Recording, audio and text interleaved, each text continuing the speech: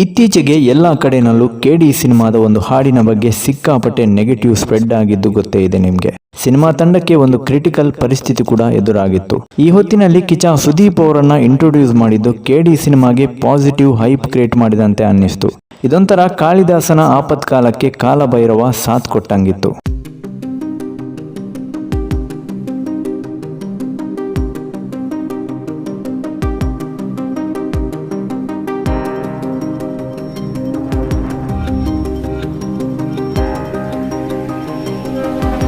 ಕಿಚ್ಚ ಸುದೀಪ್ ಅವರನ್ನ ಈ ಒಂದು ಲುಕ್ ನಲ್ಲಿ ನೋಡಿ ನಿಜವಾಗ್ಲೂ ಸಖತ್ ಖುಷಿ ಆಯಿತು.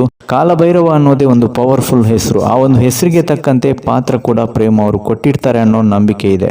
ಆದ್ರೆ ಸಿನಿಮಾದಲ್ಲಿ ಕಿಚ್ಚ ಸುದೀಪ್ ಅವರ ರೋಲ್ ಮಾತ್ರ ಬರೀ 4 ನಿಮಿಷ ಅಂತ ಸುದ್ದಿ ಇದೆ. ಅದೇನೇ ಇರಲಿ, ಕೇಮಿಯೋ ರೋಲ್ ಆದ್ರೂ ಕ್ರೇಜ್ ಮಾತ್ರ ಪೀಕ್ ಅಲ್ಲಿದೆ.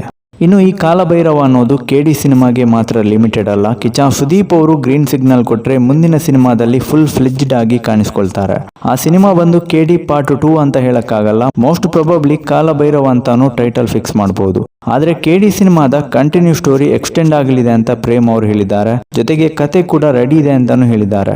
ಇನ್ನು Kannada industry show man Prem ಅವರು ನಿಜವಾಗ್ಲೂ ಶೋ ಮ್ಯಾನೇ. ಯಾಕಂತಂದ್ರೆ ಪ್ರೇಮ್ ಅವರ ಸಿನಿಮಾದಲ್ಲಿ ನಟ ನಟಿಯರ ದಂಡೆ ಇರುತ್ತೆ. ಅವರ ಒಂದು ಸಿನಿಮಾದಲ್ಲಿ ಅದೆಷ್ಟೋ ಕಲಾವಿದರ ಊಟ ಇರುತ್ತೆ ಅಂತಂದ್ರೆ ಖಂಡಿತ ತಪ್ಪಾಗಲ್ಲ.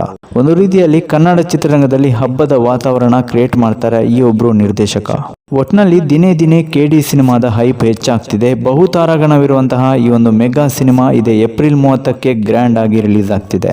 ಇದಿಷ್ಟು ಹೊತ್ತಿನ ಟಾಪಿಕ್. ವಿಡಿಯೋ ಇಷ್ಟ ಆದರೆ ಲೈಕ್ ಮಾಡಿ. ಇದೇ ರೀತಿ ನಮ್ಮ ಕನ್ನಡ ಇಂಡಸ್ಟ್ರಿಯ ಲೇಟೆಸ್ಟ್ ಸುದ್ದಿಗಾಗಿ ನಮ್ಮ ಚಾನಲ್ ಫಾಲೋ ಮಾಡಿ ಗೈಸ್.